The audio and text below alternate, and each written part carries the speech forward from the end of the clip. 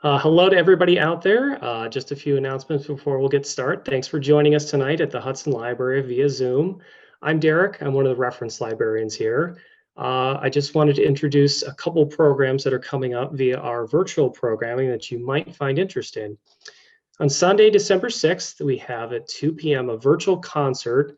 It's a string quartet called Blue Water. So again, that's Sunday, December 6th at 2 p.m. Might find that interesting. Now we have two programs that have to do with food because of course it's the holidays, right? So on Monday, December 14th at 7 p.m., we have a virtual cooking program from right around the corner, Western Reserve, which is where we're pretty close to in Hudson. We have Catherine St. John, who's from the cooking school there at the school, and she'll show us how to make wonderful and tasty holiday appetizers.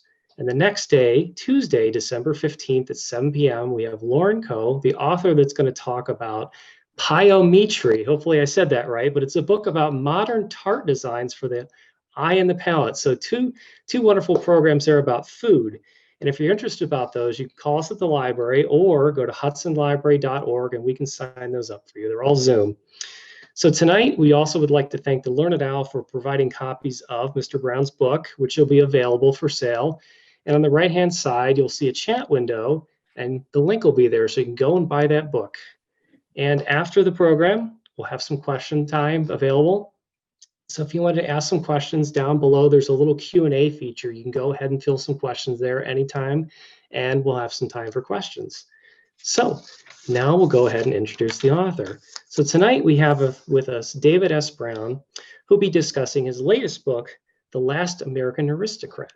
And he has his bachelor's from Wright State University, master's degree from University of Akron, and a PhD from University of Toledo.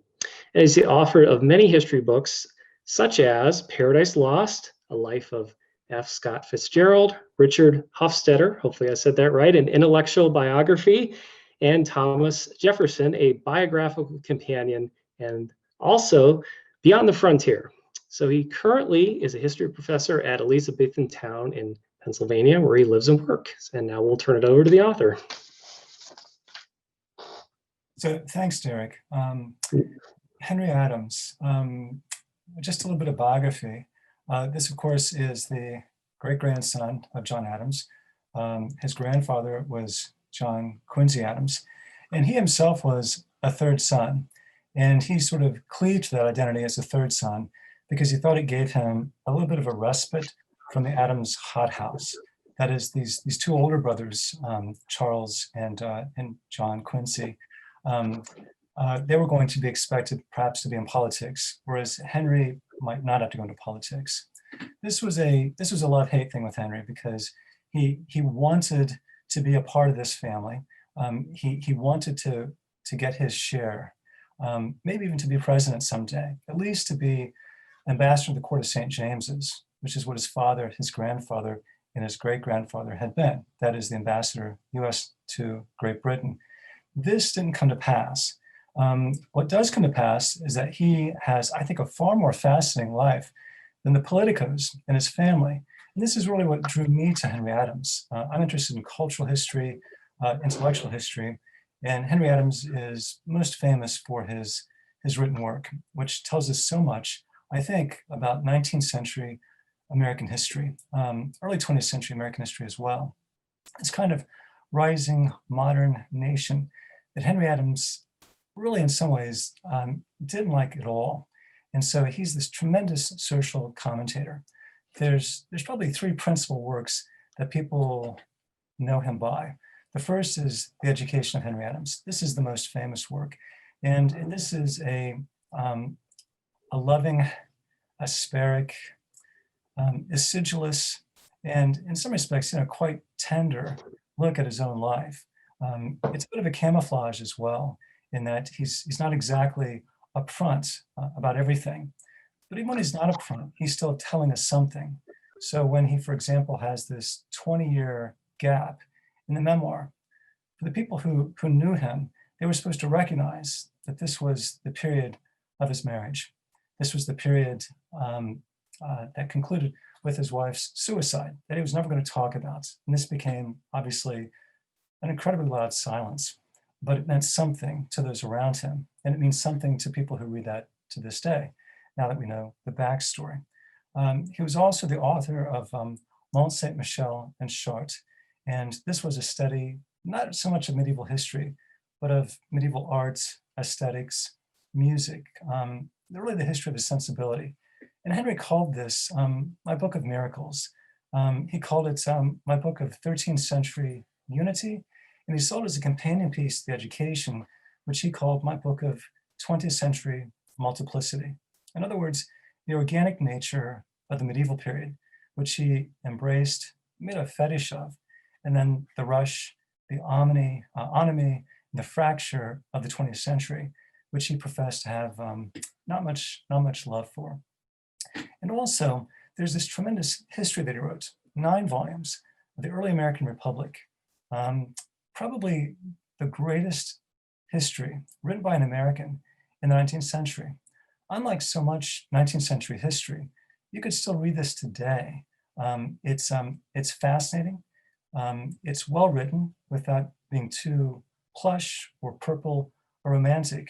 And it tells us a lot about not just the early American Republic, but how it was viewed by the second and third and fourth generations who came afterwards. We also know Henry Adams through the Adams Monument or Memorial, which is in Washington, D.C., which is a memorial that he put up to his wife or to himself or to something beyond themselves. This is still a bit of a mystery. And Henry liked to keep it that way, elusive and beyond the reach. But people go there all the time. They take photographs. They ponder what this inscrutable sphinx has to say. Eleanor Roosevelt, when she learned that her husband Franklin was involved in an affair with Eleanor's social secretary, Eleanor would go there and she would sit before that silent, mute statue and she would reflect. And she said to a friend years later that always gave me strength, that always gave me courage. So there are these Adams monuments that are out there. The stone cold statuary at Rock Creek Cemetery, the Adams Monument, and these books that he spent years and years on putting together, thinking, really, trying to build a monument for an ideology and a sensibility, reflecting upon a century and technology, and how all this stuff was coming together in a way that very much disquieted Henry Adams. So that's just a thumbnail sketch, a bit of a postage stamp. What I'd like to do is to read a few quotes and unpack those and see what they have to tell us about Henry Adams.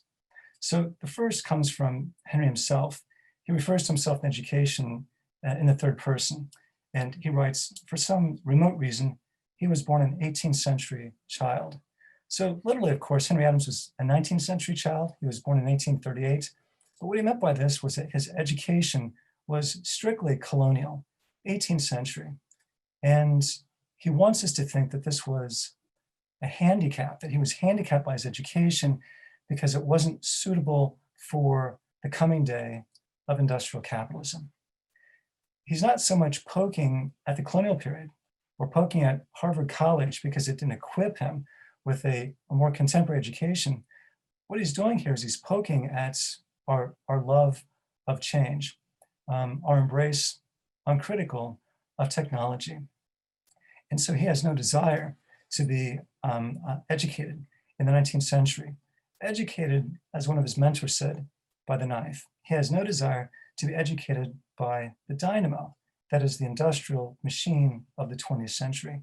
So to call himself an 18th century child is to embrace a warm identity. This is the identity of Quincy, Massachusetts, where of course he was born. And this is Quincy versus Boston.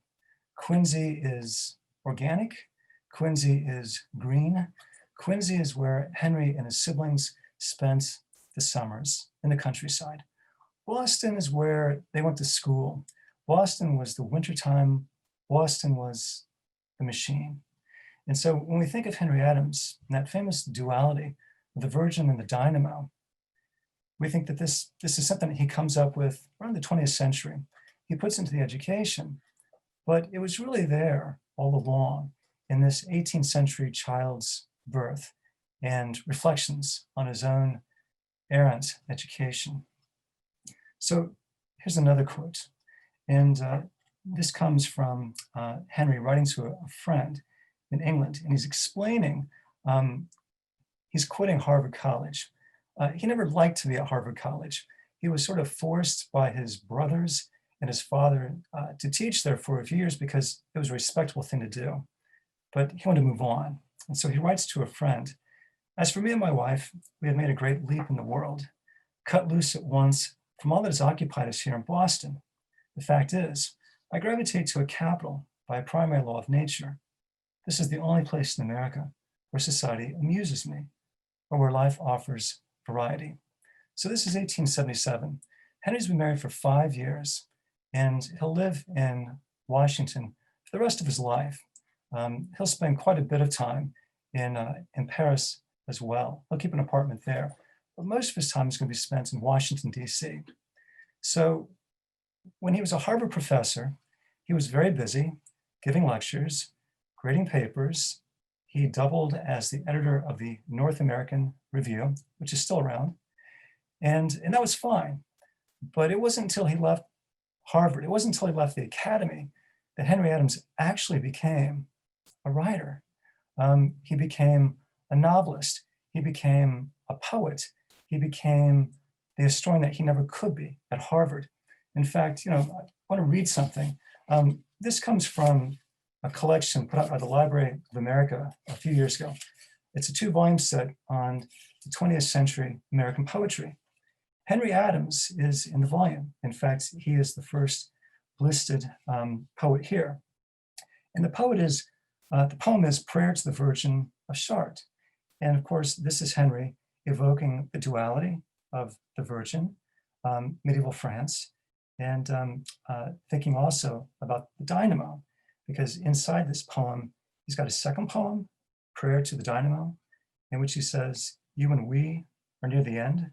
Either you or we must bend to the martyr's cross." This is Henry saying that 20th century technology, if we're not careful, it will own us and it will control us. I like the fact that Henry Adams, this old curmudgeonly guy who has only about 9 black and white photos to his name, if you go online, there just aren't that many, who is seen as this sort of quintessential, perfect, beautiful sourpuss. He was so fecund. He was so fertile. His mind was so potent, in good ways and in not so good ways. Sometimes his bias has got the better of him, but he is even immortalized in what some scholars consider to be, the great anthology of 20th century American literature. So Henry's going to move on with his wife, and they're going to live in New York. They're going to establish a social circle, and they are going to begin to put together experiences, intellectual material, and produce amongst themselves a salon culture which people such as Oliver Wendell Holmes, Henry James, and Edith Wharton later on would comment about, having either been there or the rumors of such a dazzling circle of friends and acquaintances. So I mentioned Oliver Wendell Holmes. Here's a quote from Holmes. And this is Holmes thinking about Henry Adams as an historian. He wrote this shortly after Henry had died. "I think him on the whole the first of the Americans who wrote specifically American history. His book has the wrath and insight of a man who did not merely write from documents, but had something of his own to say." So first of all, let me unpack this a little bit. I don't agree with all this. For example, when Holmes says, "I think I'm on the whole the first of the Americans who wrote specifically American history." Henry Adams tried to write American history, but he couldn't do it. He thought that he was going to write this history of the early American Republic in 2 or 3 volumes. He goes to Europe to conduct research. He's an Adams, he's got a magic name. he is allowed all kinds of privileges, because in America, it's the Gilded Age. So he's passé. He's part of a ducal aristocratic family that doesn't really mean much in a democratic age. But in Europe, those aristocratic connections, they still mean something. So if it's a Sunday and the archive is closed, Henry Adams gets in. If it's an archive that has to do with sensitive diplomatic materials, the fact that his family had spent so much time in the US State Department gives him access. Long story short, he takes all this material and he writes a 9-volume history. Really tremendous, tremendous stuff. And so when Holmes says that this is more or less an American story, in fact, Henry Adams wrote a transnational story, because being in those European archives gave him access to what the Spanish were doing, to what the French were doing, to what the British were doing in this long age of revolutions. What I do think Holmes gets precisely right is the fact that Henry Adams had something of his own to say. In other words, Adams, a 19th century historian, was not perhaps like, say, George Bancroft writing a paean to the United States. This was not Whig history. This was not the United States was blessed or destined this great revolution. We are God's chosen people. If that ever comes up in Adams's work, and you can see it in education, he's being ironic. He's doing it to deflate himself and to deflate his country, that type of thinking. But what he's so good at in thinking about history a little bit differently than some Americans have thought about before is to remove himself from this founding fathers' filial piety and to actually sort of undermine this notion of hero worship. He says in one of his letters, I've got no time for hero worship. People like Thomas Carlyle, they write about heroes. Emerson loves heroes, but I think that it's about process. I think that there are things that are greater than the individual. And so, for example, when Henry's writing about the age of Jefferson, he doesn't really care too much about Thomas Jefferson. He says that Jefferson and Madison, they were basically moved by events, by circumstances, stronger than themselves. They did not control history.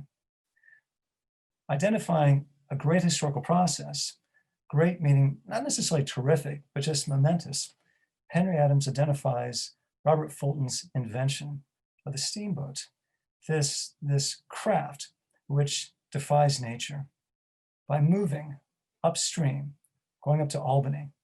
This is a preface to the idea that he's going to develop further about the dynamo, about how over time humanity has created instruments that are great, that are awesome, but might in fact do them in.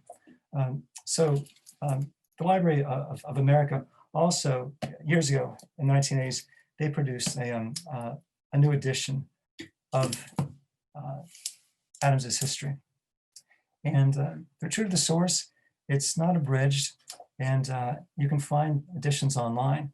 And I'll say this, I'd read quite a bit about Aaron Burr, but Adams's treatment of the Burr Affair is, to my mind, the best that's ever been written. And he wrote this almost 150 years ago. So another quote. This is Henry writing to Elizabeth Cameron. So Elizabeth Cameron was the wife of a Pennsylvania senator, and she and Henry knew each other for almost 40 years. And they had a long epistolary relationship / romance.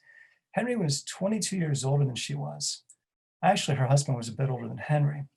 And Henry was both enraptured and frustrated with this woman, with this relationship, because he wanted more. And so he came up with this sobriquet, this nickname for himself, Tame Cat. He was the tame cat in the Cameron court. And he put up with this because he was in love, and because he realized that this was all that he was going to get in the relationship. He writes to her, "If you should go back on me, I should wholly disappear. So he is thinking of this woman who becomes the woman in his life, principally after the suicide of his wife, Clover. She's important to him, and she's important to the biographer because we have so many of the letters that Henry wrote to her. But this is 19th century lovemaking. So this is Brahmin style. That is somewhat effete, very polite, and very sober. But there's a tremendous energy underneath it all. And so when you read his communications to her, above board, chaste, he was a chaste tame cat, but there's a tremor there. And he reveals things about himself, about his inner life, about his thought process that we don't see replicated in his letters to anyone else. And there were other people, other good friends that he wrote to for decades. But these letters are quite important. They give us a sense of his sensibility. They give us a sense of his inner life and his aspirations. So I want to read you what is something of a famous quote here, and this comes from The Education. This is Henry going to the Paris Exposition in 1900, and he's wandering around, and he comes to the great gallery of machines. And he writes about what he sees there. As he grew accustomed to the great gallery, he began to feel the 40-foot dynamos as a moral force, much as the early Christians felt the cross. One began to pray to it. Inherited instinct taught the natural expression of man before silent and infinite force. I always thought that was such a heartbreak. So Adams comes in to the gallery of machines, and he sees this man who is standing before this brute, mute, awesome machine with not just rapt attention, but something approaching fealty. This man is in the motion of worship. And so Adams thinks this is how people used to approach the Christian cross, with fealty, with deference, with awe and wonder. But he says, in this 19th century, that is leaving us. We are no longer a pre-industrial people. We are a supremely industrialized people. Adams, he says in this passage here that in fact we still desire the supernatural. We still want to be shaken. We want to be awed, but we no longer get that from the supernatural. So we invent the means of our own awe. And so we no longer stand wrapped before the cross. In fact, we stand wrapped before a machine. So there's some slight connection here with the Transcendentalists, with Emerson and with Thoreau. Nature was the thing. Nature was what you could purify yourself with, how you could inspire yourself. If you wanted a sense of wonder, you could find that in nature. And Henry knew that wasn't completely gone. Obviously, it's still with us today. But he felt that it was losing its purchase, that in fact, machines were taking over imagination. Of course, this is before social media. This is before all we have right now. And so this heartbreak of silent and infinite force, the thing that we crave, the thing that we desire, and it will be the thing, Henry says, that will eventually take us over. So one more quote.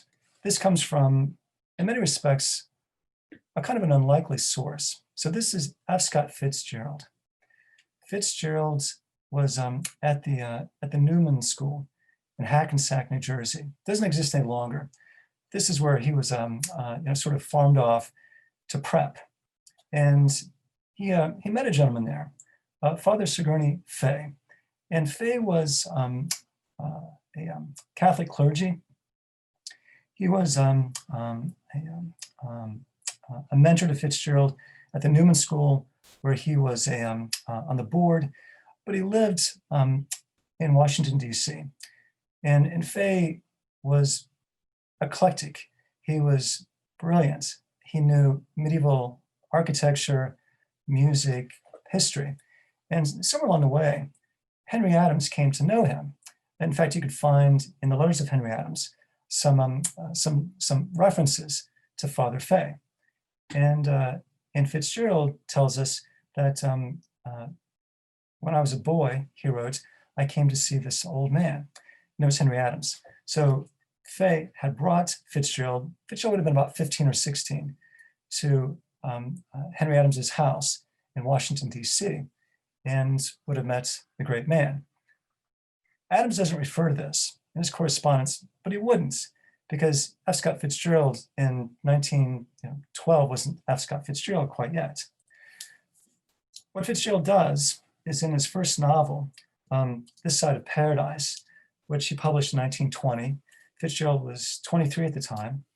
This is Fitzgerald's take on the Jazz Age, its emergence, its birth. He coined the phrase, and it's about undergraduate life, his undergraduate life, dreamt up in at Princeton. Okay, and in the novel, he writes in part of meeting Henry Adams.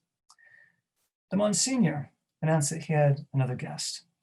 This turned out to be the Honorable Thornton Hancock of Boston, aka Henry Adams, ex-minister to The Hague, author of an erudite history of the Middle Ages, and the last of a distinguished, patriotic, and brilliant family.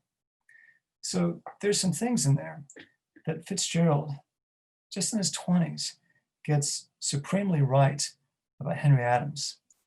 For example, he refers to him as ex-minister to The Hague. He would have understood that Henry Adams, one of the heartbreaks of his life, was that he never got that great appointment to serve in London, to serve his country in Paris. Whether it's The Hague, whether it was in a cabinet, Henry wanted appointment. Henry was not a Democrat. Henry was never going to run for a House seat. That just wasn't going to happen. Henry wanted it, as Oliver Wendell Holmes once put it, sparingly handed to him on a silver platter. In some respects, Fitzgerald kind of did too. And so maybe he saw that even as a young lad in Henry Adams. When Fitzgerald refers to the erudite history of the Middle Ages, he's obviously referring to Mont Saint-Michel, in short, the book of 13th century unity. And then when Fitzgerald refers to Henry being last of a distinguished and patriotic and brilliant family, he comes to the core of the issue. The issue being that Henry Adams came from a brilliant family. Henry Adams struggled with this pretty much for his whole life.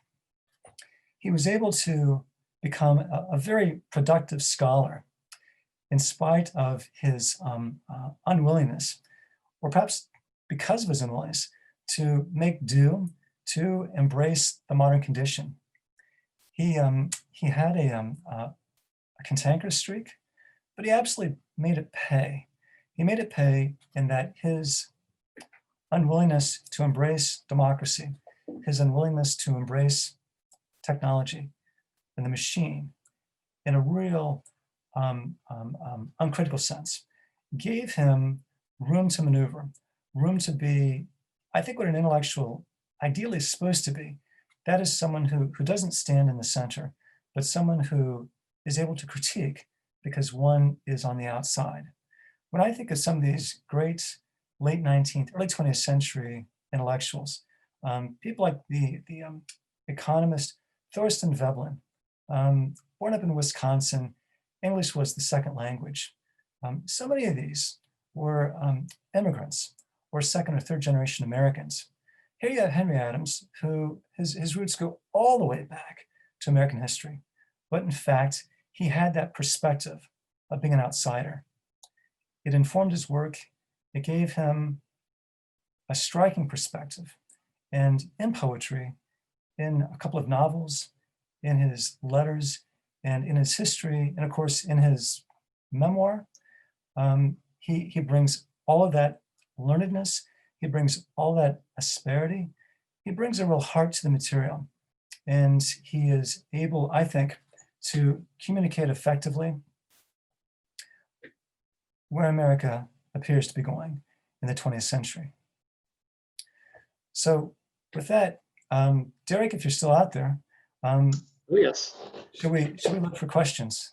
Yeah, absolutely. It looks like there's a couple questions, so I'll start reading them. But for those of you in the audience, if you want to ask some questions for our speaker, don't forget you could use the Q&A at the bottom or the group chat on the right. So I'll kick things off with the first question from Daniel. He asks, how did you find out about the connection between Adams and Fitzgerald?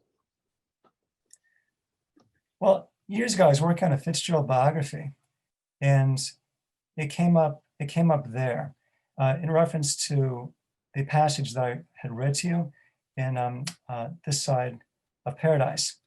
There's a letter that Fitzgerald wrote to his editor at Scribner,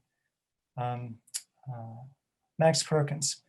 And Fitzgerald tells us that he had met Adams when he was young, and that he had, quote unquote, dropped him into the novel. And he said that I didn't do him perfectly, but I just dropped him in. And he wanted Perkins to know, I think, that he had that connection. Fitzgerald was, I think, a bit sensitive. He was an Irish Catholic at Princeton, a nest of wasp vipers, as one of his colleagues, one of his classmates at Princeton had put it. And he liked there to be a connection between himself and aspects of old America. And so I think that he cleaved to, he enjoyed, he liked that connection, that vicarious connection that he had in youth to Henry Adams. Okay. We have a question from Kevin, and he's asking, how would you describe Adams' personal religious beliefs? Would you say that he's an atheist? Did he see himself as that? He never called himself an atheist. I think he and his siblings, they moved away from traditional Christian belief probably by the time that they were about 14, 15, 16. We also get this in a memoir written by his older brother, Charles, who discusses this, who writes about them visiting the quote unquote dreary barn of a church that one of their relatives was preaching in. They were called Serious Sundays, and it was rote memorization. It was a late breakfast and an early roast beef supper that that they didn't like to have. Henry, though, I think of Henry as being very spiritual. His spirituality was largely intellectual and aesthetic.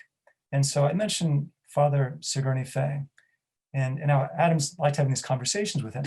Father Fay thought that there was a chance that he might be able to convert Henry Adams to Catholicism before he died. Henry had maybe a year or two of correspondence and conversations with Fay. But it didn't happen, of course. And Henry sort of poked at this a little bit in his correspondence with others, saying, the good father thinks he's going to convert me. Henry traveled the world. Henry loved to study. He loved to think about religious experiences and expressions and what they had to tell him about the world that he lived in. So he took, for example, Polynesian forms of Polynesian spirituality seriously. You know, he was in Samoa, he was in Fiji, he was in Tahiti, and he was very curious about forms of worship. When he goes to Russia, he studies Russian religion. He goes to the Cathedral of the Redeemer, which Stalin would have destroyed in the 1930s, and he's interested in the spiritual experience. So I think of him as someone who is very much conversant with some of the world religions and approaches them not in a mocking sense, but with some real evident concern and intellectual interest. Okay, great. We have another question from Matthew, and he's asking about how important Henry Adams is to the American historical canon. Are there any Adams students or surrogates that take up his work after his death? Not really. When Henry Adams was teaching at Harvard, he mostly taught medieval history. because they only had 3 historians and they had a huge chunk in the medieval period. So that's what Henry was doing. And he would, towards the end of his career there, the last couple of years, he began to teach courses in American history as well. But he was only at Harvard for 7 years, only 6 of which he taught because he got married one of those years. And he and his wife, they did a grand tour of the continent. And so there really aren't many Adams students that are out there. A few who took him for a class, who took him for a seminar, and then went on to become historians, they write about their experiences, but I don't really get the impression that they became historians because of Henry Adams, but that they remembered him fondly because they took a seminar with him, because of the way that he thought about history. But Adams was not a system builder at Harvard. In fact, when they tried to give him an honorary degree, which he refused in part because he said, "I didn't do what you wanted me to do there, which is to build up a school of medieval history." Okay, great. There's another question we have here. Somebody's asking, with the other biographies on Adams, how did you muster the courage to write a new perspective about him? So I didn't really want to write this biography. I've been putting it off for a while. And then in April 2012, I just said to myself, well, who am I kidding? I didn't know what was going to happen, other than I knew that I was intensely interested in Adams, and I would jump into the work. And whether it was published or not, it would be, for me, a pleasurable way to spend a few years. That might sound indulgent, but if you're bitten by something, you just have to do it. You don't really think too much about the consequences. I did this a little bit with the Fitzgerald biography, because obviously there's a lot of work done on F. Scott Fitzgerald, and in both cases with Adams and Fitzgerald, my approach was, because my generational references as a biographer, as an historian, might be different than those who came before me, I might have something to add to the conversation. We see this right now, by the way, with questions of race. The way that we think about race in this country has changed just in the past year. I notice in the academic job market, there are more positions now asking for scholars who study race. And I can see in the historiography over the last 50 years how this field has continued to evolve. So just because there's been a lot written on a particular topic doesn't mean that another generation can't come along with its own references, its own experiences, and perhaps bring something a bit different to the table. Okay, we have a question. Somebody's asking about Clover. Is there any speculation why she committed suicide or killed herself? Yeah, there's a lot of speculation. I should give a shout out to Natalie Dykstra, who wrote just a tremendous biography of Clover in 2012. Her sister killed herself. Her brother was a suicide. So clearly, family history, you have to look at family history. She had an aunt, a pregnant aunt, who killed herself as well. That narrows it a little bit. And then we have to ask ourselves, to what extent, could the relationship with Henry have produced, maybe some weight and tension on its own. Clover herself denied this in a letter to a sister. Shortly before she killed herself, she wrote that Henry's been an angel. He's just been an angel through all this. All we know is that she was intensely close to her father, and her father died, and she went into I think a pretty dark period over a number of months, and she killed herself. whether Henry added pressure because he disparaged his own work and his own writings, and that mood might have been in the house, and might have affected Clover, who was a pretty gifted photographer, and whether she might have demeaned her work as he demeaned his, can't really say. It's speculation. Ultimately, it's a question that conjures up a lot of speculation and responses, but there's no hard and fast answer. Okay, great.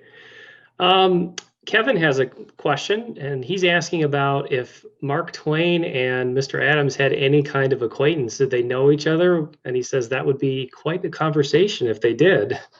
It would have been quite the conversation. Unfortunately, they didn't.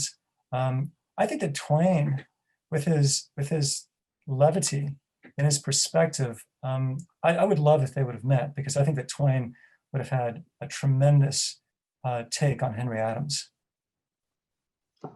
Okay. Matthew has another question. He asks you about your writing in general. He says, from an academic perspective, how does this rank in terms of your other works? Was this more personally enjoyable than your other projects? Was it more challenging? How does it rank up?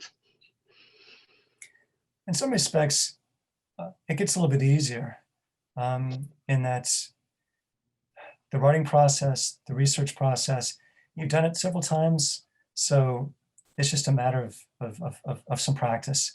You just get a little bit better at it.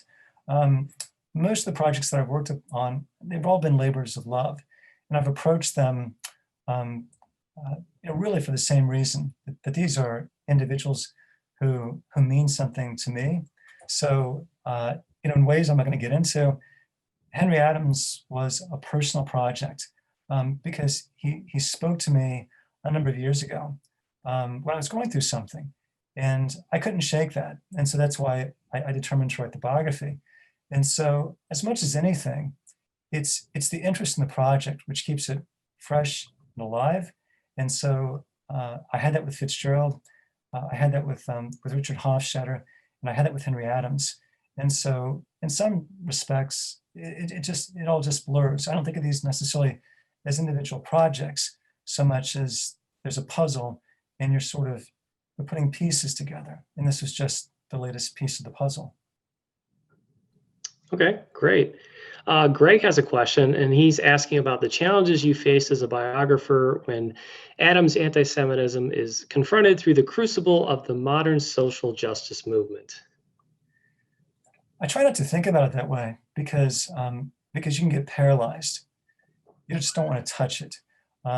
So when I approach Henry Adams and anti-Semitism, or Henry Adams on race, or Henry Adams on the Irish, I simply try to let the story tell itself. It's a biography, so it's not a question of, should I go into this or not? If it's an important aspect of his life, you simply have to. And then you try to be true to the material. You want to be honest with it. You don't want to make less of it than what there is. You don't want to make more of it than what there is. And you want to strike a tone which is commensurate to the research that you have, but also to, if I could put it this way, the sensibility of the times. Okay, great. We have a question that asks, whoops, kind of scroll down. There we go. Towards the end of his life, John Adams remarked that no one would be able to really understand the personalities of the founding fathers. Your opinion on that? That's a tough one. In biography,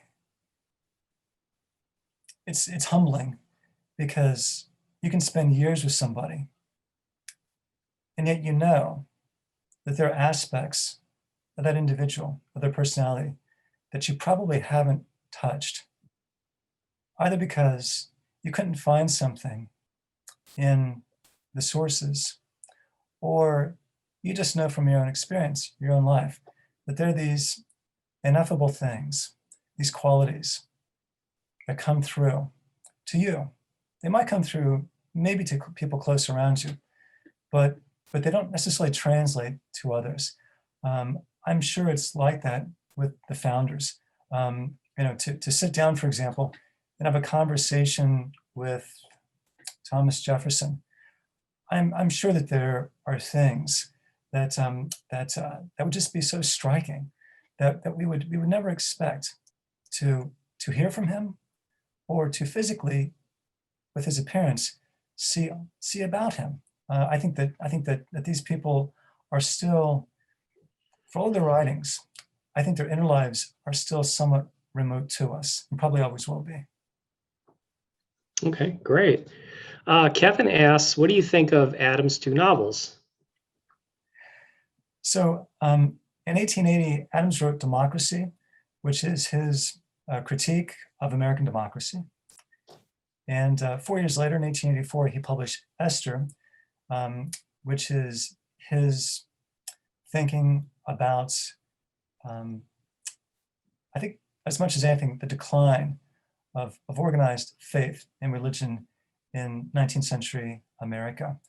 Of the two, I much prefer Democracy because it's snarky and it's funny, and he's really, attacking the culture of the spoilsmen, who were deeply involved in American politics at that time. It translated well. It went cross-culture. In England, high society was reading this book, which they thought was tremendous because it said everything that they thought about popular democracy, that it was a hooligan's form of government, that it was silly and nonsensical and ineffective. Things that we hear, from time to time still today. So of the two, I can still read with pleasure Democracy. Esther, I find to be, I like the idea behind it, but the writing, it's stilted. And Henry tries to be philosophical, and there's a lot of speeches that are supposed to be passing for sexual tension between the two love interests. And to my mind, it's a very 19th century send up that doesn't quite work. We have a question from MH, and he asks, is Clover's work available to be seen? Yeah, you can go online and you could look at her photographs. You could also read some of her letters. There was a print edition put out, I believe, in the 1930s. And if your library doesn't have it, you could probably interlibrary loan it. I think that Cokie Roberts might have put out or at least written an intro or a foreword to an abbreviated edition a few years ago. But there is material, not just on Clover, but by Clover that's out there. We have a question from Bob, and he asks, as a historian and author, what is your favorite book that you've read that's past or current? Oh my gosh, that's so much. Yeah. So something that comes to mind, every now and then I'll use literature in my history courses, and from time to time I've used William Faulkner's Go Down Moses, which is a number of stories, but they interlink together in a very powerful way. Talks about the crucible of race, talks about the Native Americans in Mississippi, talks about this Southern family. What it really talks about is America coming out of the 19th century and coming out of the Civil War and trying to live up to its ideals, but finding it very difficult to do that. I think Faulkner is just tremendous. Okay, great. We have a question asking about Henry's substance. Did it come from his inheritance or his writing? Mostly the inheritance. The Adamses didn't have money, but the Brookses did. And Henry's father married Abigail Brooks. And so there was some money that was there. Let's see. Henry himself is not going to make much money off of the books. I think the first volume of his 9-volume history sold about 1,500 copies. And if you've ever written, a multi-volume anything, you know that what tends to happen is that the second volume sells less, the third volume still sells less than that, and so on. So Henry, he got quite a bit through inheritances, I should say. And then he was a very prudent investor. He was investing in smelters. He was investing in iron ore. He was investing by the end of his life in automobiles. So Henry was railing against, the industrial dynamo, but he was very prudent, and he banked on the machine, and the machine came through for him financially. Okay, great. We have a question that asks, does Henry's approach to history fit into any of the major schools of American historiography? What legacy did he leave on American historiography? I don't think that he's an easy fit. In fact, there was a book on American historiography that was written in the 1930s, and it was updated in the 1980s, The Writing of American History. And there's a standalone chapter on Henry, because really he doesn't quite fit in. He's not the romantic 19th century historian in the Bancroft or the Parkman tradition. When I think of Henry's contribution to any kind of a school, I think that he belongs to a school of decline. And that's a big school. There are a lot of people who fit into that notion of decline. Not all of them are Americans. In fact, most of them aren't Americans. But Gibbon looks at the decline of the Roman Empire. Henry is looking at as he would see it, the decline, not just of America in certain important respects, but of Western civilization from the heights of a pre-industrial age. So I think of him as something of a pessimist who was the latest in line to a decline school. Okay, great. So this is our last question of the night from Matthew. And he asks, do you think any American family has lived up to the Adams? If so, which family? If not, why not? In a political sense, no. At least not in such a visible way. So no, I don't think of the Bushes as Adams redux. There are great American families that are out there. You don't have to become a president, to be the progenitor of a great family. So I would like to think that that the Republic is strong, that the Republic produces great families, people who generation after generation just get on with the business of getting on with it, of going to school, raising their kids, working hard, and being good to their neighbors, being good to their families. But in that sort of spectacular sense, where it's quite visible, no, I don't think so. I think if you look at the contributions of John Adams, John Quincy Adams, Charles Francis, and then Henry, that's 4 generations of quite varied contribution to the Republic. Okay, great. Well, I think that about wraps it up. So I just wanted to thank everybody for coming out to speaking or for listening, and thank you, Mr. Brown, for coming out and talking tonight. So hopefully we'll see everybody out again at the Hudson Library, and thank you again, Mr. Brown. We'll enjoy reading more books. All righty, good night, everybody.